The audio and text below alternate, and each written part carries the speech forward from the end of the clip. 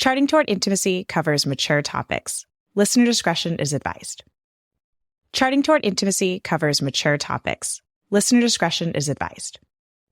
Hey there, welcome to Charting Toward Intimacy, where we're expanding the natural family planning conversation. I'm your host, Ellen Holloway.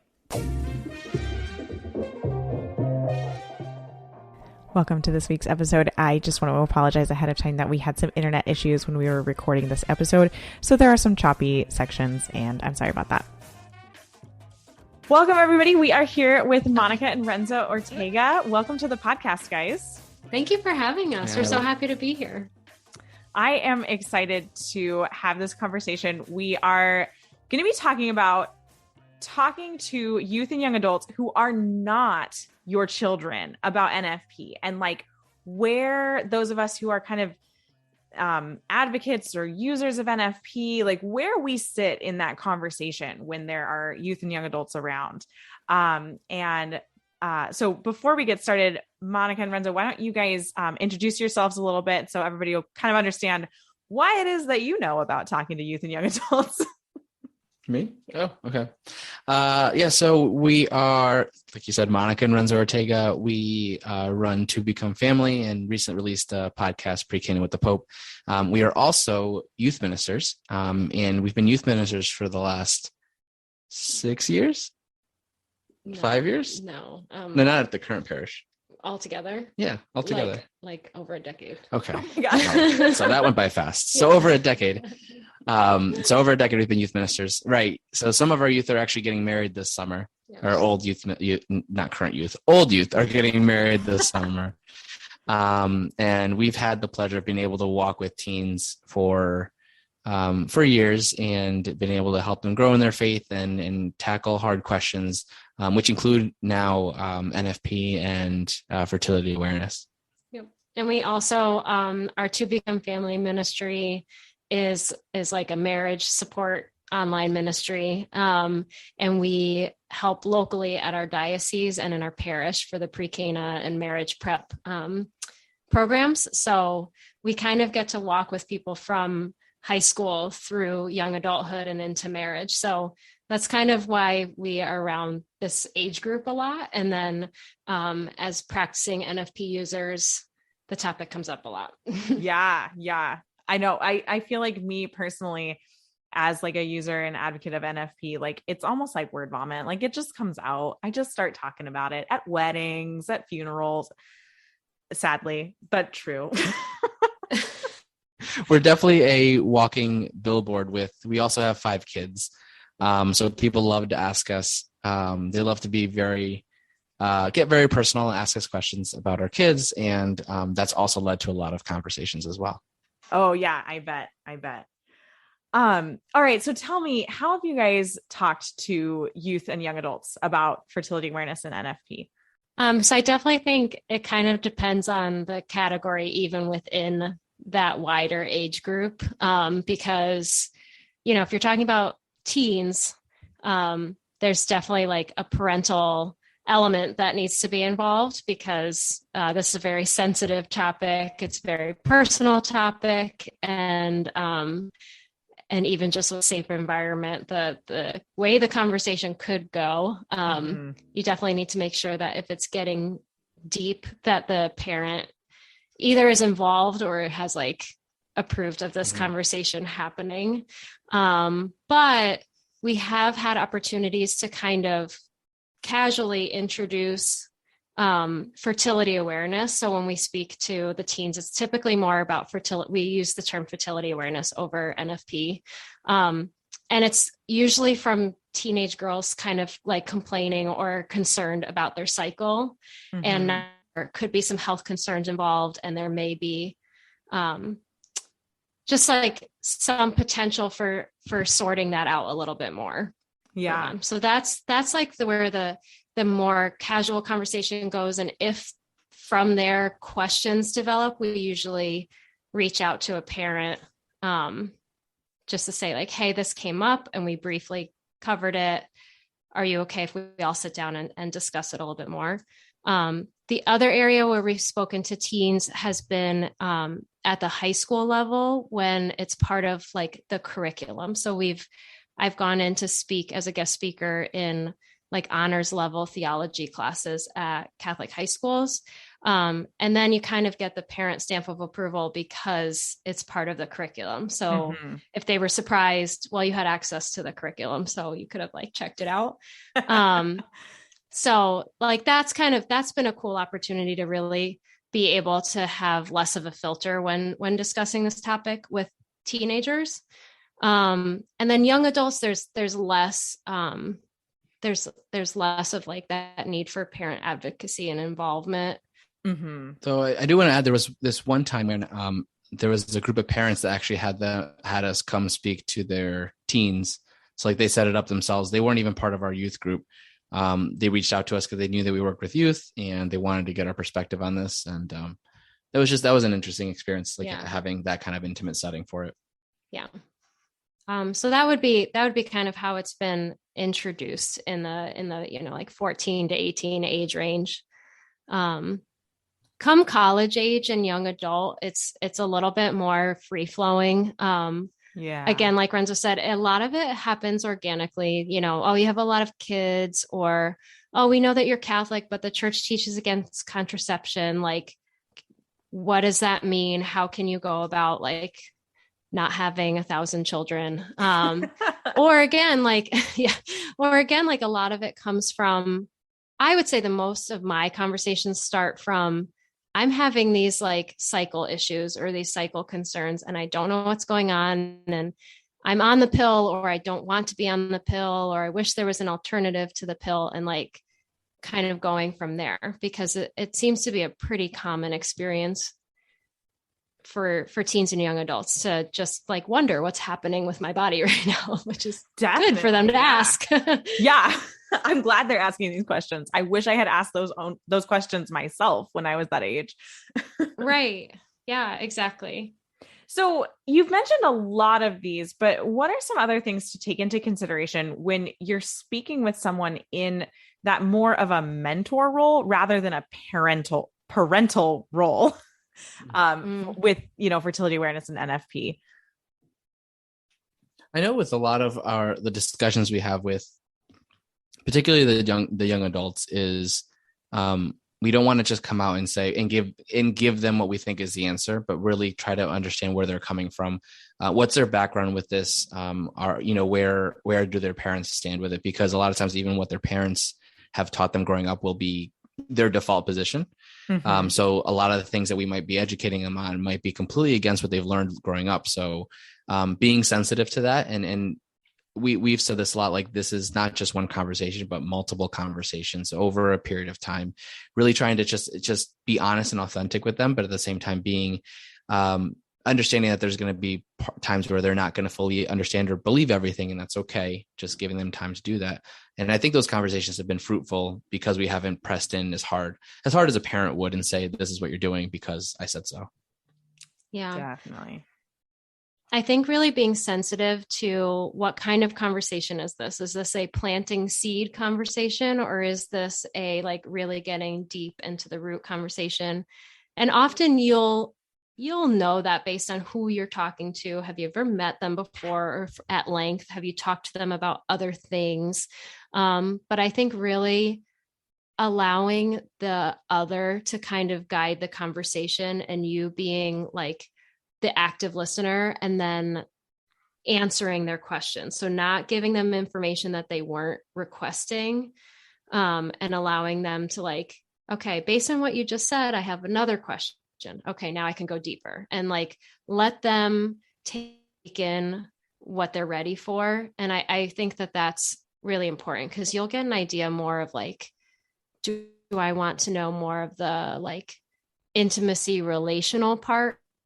Or do I want to know more of the science of how this could work? Or do I just want to understand my body? Or I have health issues, so I really want to understand female health a little bit better. I think like allowing them to guide that conversation lets you know where to go with it. I think that's such a good point, what you mentioned about like, is this a planting seeds conversation? Or is this a is this a deeper conversation? I think that's such a good point that you mentioned. Because again, this is something that is a continual, or it's not a one and done, it's not here's NFP and everybody signs up. Like nothing in our religion is that. And absolutely. I love what you mentioned there about just like framing the conversation. Is this something that I'm just going to throw a couple little nuggets out here because they mentioned how large my family is? Or is this, is this somebody that I know well, that I've had a conversation with a couple of times, that maybe I could probe them a little bit, ask them a couple questions, and take all of those things into consideration when you're having these conversations. I love that. And I think something else that you've kind of said without really saying is that a lot of these times, this has been like a one-on-one or a small group. This isn't like this big, huge, like, let's pack the auditorium full of teens and tell them about NFP. Sorry guys, it's not going to work. Nope. I mean, especially given the content area, right? Like there are so many different backgrounds too of how comfortable are they with their, all the auditorium setting is just asking for Venus and things like that. So I do think because of the intimacy and the delicacy of the topic deserves that. So not to say that it can't be like introduced. I think when they know what they're showing up for, if it were to be something like that, would be more appropriate. Yeah. Like I said, like a class or, workshop at your parish or something like that. Like they know what they're coming for and you're not surprising them with like, we're going to talk about sex and your body. Like that might be a little jarring.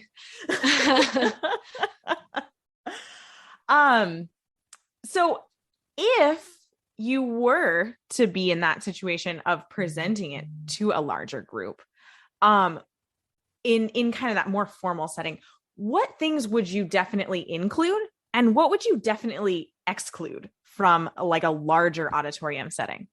I would definitely include a prep for that kind of setting. So again, it depends on the age group and what they're coming for, but for them to be aware of, and then to just have an understanding of like, are we really talking more about the science of fertility awareness and like how your body works and things that could go wrong with it? Are we talking about the relational elements of NFP? Like, are we talking to couples or are we talking to like, teens and young adults who are from all different backgrounds? Are they engaged or are they dating? Are they, I think that knowing the audience and then based on that, like having a little bit of a prep for them to like know what they're about to experience would be important so that they aren't shell shocked and don't listen to what you say because they're like,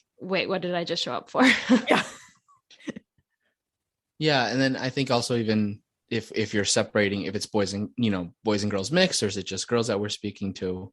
And then also just like, what's the angle we're coming in with this topic? Is it to just be educational on this is something the church teaches? Is it to be empowering? Because I feel like it, when people hear this, they're very empowered and feel very capable and able. Or is it, even if it's just like, are we speaking to husbands so that they feel like they could understand their wives better and understand how they could support their wives better? So I think that it just, it depends on the audience and how it would take it. And then, from there we would kind of cater to the particular audience we're speaking to. Yeah, definitely. Yeah. So for example, when we speak to engaged couples at like marriage prep workshops or pre-Cana days, there's already that understanding that they're getting ready to plan their family. But then also the understanding that many of them may or may not be cohabitating. Many of them may or may not be using contraception, and to like prep yourself, even as an advocate and speaker, to be sensitive to those topics and not speak the truth of it, but to just like understand and acknowledge like everyone has a story coming into a day like this, all of the topics we're going to talk about may press buttons. Like, even if we're talking about finances, if we're talking about conflict resolution, if we're talking about in-laws, like any of these could be sensitive to you. And we understand that. So we're here to like start the conversation, but we're not here to judge, and we're not here to like make you change your life. We're just here to share something that you may or may not have heard about before. And if you'd like more information, we're here, but know that we're not coming from a place of judgment. Yeah, and then when we do the pre-Cana couples, we lead mostly with Monica's story, because that, at least you can't deny that. You know, you could argue with us about anything else, but Monica's story, I think it's powerful enough, and it can help disarm them enough so that they could be willing to listen to the entire message of what we have to say. And I know a lot of couples have come up after and had similar stories and been able to share with Monica and connect with Monica on that, and then been able to, from there, be able to learn more and be willing to learn more about fertility awareness. Yeah. So my story comes from learning fertility awareness, NFP, before even being engaged, because of being on contraception for health reasons. And then just deciding like, I want to figure out what is wrong and not mask the problem, really get to the root of it, see if there's a way to fix it, because I knew I wanted to enter into marriage like having that information for myself, so we could know, you know, are we infertile? Is it going to be difficult? Is it going to be really easy to get pregnant? What do we need to do? What do we need to know? I wanted to be like understanding of that. And I also just didn't want to take medicine every day if I didn't have to. Like, what actually is going on? And is there something else I could be doing to treat this issue? So by sharing that, it comes from like, I've been in your shoes. This is where we're at. This is why I pursued NFP. And then this is what I learned from it. And I was able to get a clearer diagnosis. I was able to get like properly treated. Our fertility was able to be treated and supported. And our family looks the way that it does, not despite NFP, but because of NFP. Oh, I like that. I like that a lot. So going back to like teens, if you were going to be speaking about fertility awareness or something around the lines of NFP, like to a group of teens, what kinds of things would you want to include, and what kinds of things would you definitely like exclude and leave for the parents? Yeah. I think we should come up with a term for specifically that high school age, because I think that might concern some parents, even if you just mentioned fertility. But I think coming at it from a perspective of like, this is understanding just who you are and like, this is not a thing to be afraid of. I just feel like I can't wait for my daughter to learn, and I'm happy that she's going to have her mom to be able to teach her growing up, so this is not a completely foreign idea to her. But I think some parents that I know that a lot of parents just are more willing to put their daughter on the pill just because the doctor says, you know, I've had coworkers who have done it. Professional. Yeah. Like I've had coworkers who have 12-year-olds and they're like, oh yeah, the doctor said we should do this, so we're going to. And like 12? Sorry. Oh yeah. Oof. Yes. No. Right. 12-year-olds. So like, I don't know how I think if we came up with a new term, parents might be a little bit more willing to receive it. So I think number one, we would start there. That is such a good point, because you're like, honestly, I had never thought about that before. I'm so glad that you mentioned that, because fertility is a really like scary word at the high school age. Cause like, oh no, we like don't want fertility because we don't want babies. Right. Like, no. Right. I do like what Femme has a program that they call Teen Femme. So they don't even like say fertility awareness in like the title of it. Right. But that's such a good point. Like we should come up with a term for like the teenage version. Yeah. Like just even like and again, puberty is not the right thing either. Like that's not a catchy word, but like, it's really like understanding female puberty and like, like that process. So the first would be to come up with a better name for it. My like dream kind of, event, so to speak, would be to like have a NAPRO doctor come in, a NAPRO physician, come in and then first speak to the science and the anatomy of everything, just to like give an overview and explanation of like, this is what's happening. This is what you see. This is why you see it. And then these are some of the things that may not be regular at this stage in your life because you are not fully developed yet. These could be things that you might want to pursue, like looking further into, as they could cause issues. Then I would say like having someone share their story who like experienced something that was as a young adult, as a teen, as a not from a married perspective, but I learned fertility awareness to learn more about my body and understand my body, like share their personal story, and then allow for like almost like a panel of questions of like, okay, here's a doctor, here are some instructors, here are some people who are practicing NFP or fertility awareness, and like kind of have at it. What are your questions for that? And I would advocate for including teens and parents in that kind of session. Yeah. And like allowing for it to be a whole group and then split them and then whole group again at some point.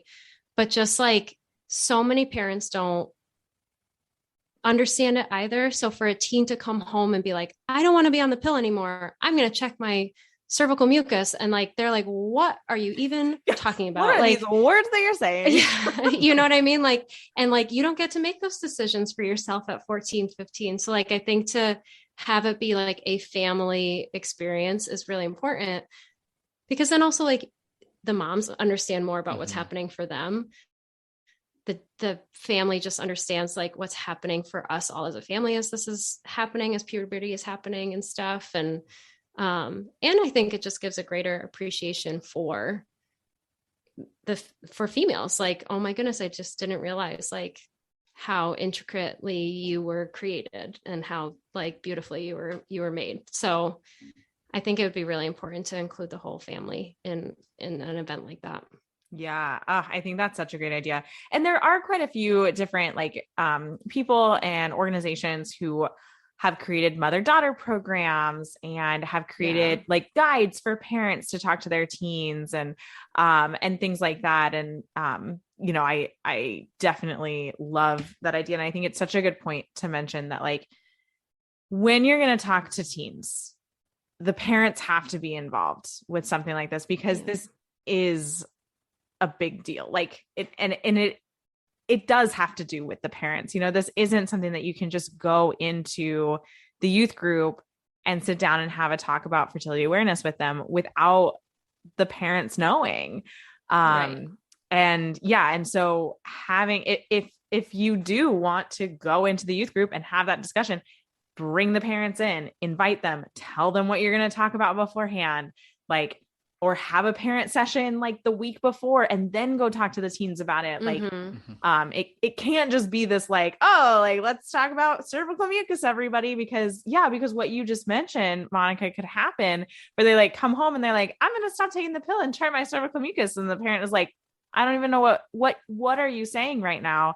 And then like potentially all of the information that you just imparted to that young woman, like, gets thrown away because her mom doesn't know anything about it. And suddenly she's very conflicted with like, well, my mom is saying one thing and this information I learned is saying another thing, and I don't know who's right.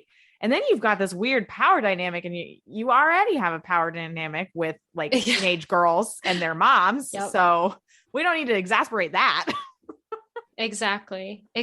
And the importance of like, that would just be an introduction, like to really understand it. You need an instructor. Like, so many people think that, oh, I can read a book or I can follow a chart or it's just checking temperatures. It's just like, no, having an instructor walk with you, like they've been through so much training and so much understanding and they have so much wisdom to share, and a whole network of other people that like, if they haven't experienced what you're sharing with them, they have other people to turn to and ask questions of, is so crucial. So like, I really think advocating and being pretty clear that like an instructor is necessary after this initial, like, I buy in, like, this sounds great.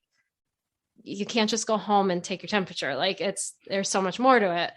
So I think really making sure that instructors are involved in, or like directing them there after these types of things is really important as well. Yeah, definitely. Oh, I love that suggestion. I'm already thinking about like, how can I create an event like that around in my parish? Like,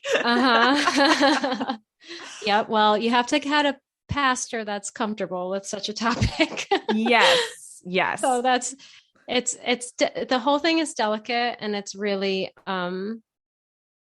it's just like, yeah, keeping that in mind. Cause we, as people who are like you said, advocates for NFP, like we're so on fire for sharing this information because it's so important. And it's true and it's beautiful and it's empowering, like Renzo said. But we have to really understand that, like, while it's for the female, like while it's for the individual, there are so many support systems to be in place for this to go well. Like the parents and the fiancés and the pastors and the, whatever, however it's going about, like everyone needs to kind of be on board on the same page. Yes, definitely. Oh, I love that. Well, this has been such a great conversation. Was there anything else that you wanted to add in before we close out the episode? I don't think so. I think just to advocate for anyone that's listening that has young women in their life, either children, godchildren, nieces, and however, or if you are in a role that you're in a role where you're a mentor or a leader to young women, teaching, coaching, youth ministry, whatever, to just, like the way that you live your life invites open conversation. So like they will come to you and like allow that to be what guides things. Cause I know we want so much to just like go out and shout from the rooftops, stand on our soapboxes and like explain all these things. But like we have found more fruit in allowing the audience to kind of guide how far the conversation goes, when it happens and things like that, to just trust that you're doing the right thing by just living your life, and they will see that you do things a little differently and it'll come up. So that would just be my vote of advice. Oh, love that. That was such a great place to end. Thank you so much, guys, for being on the podcast. Thank you for having us. It was such a joy. Thanks so much for listening. If you are not already following us on Instagram, be sure to check us out at Charting Toward Intimacy. And if you have comments, questions, episode topic ideas, or just want to chat, please feel free to reach out at Charting Toward Intimacy on Instagram or via email. My link to that is in the show notes. Until next time.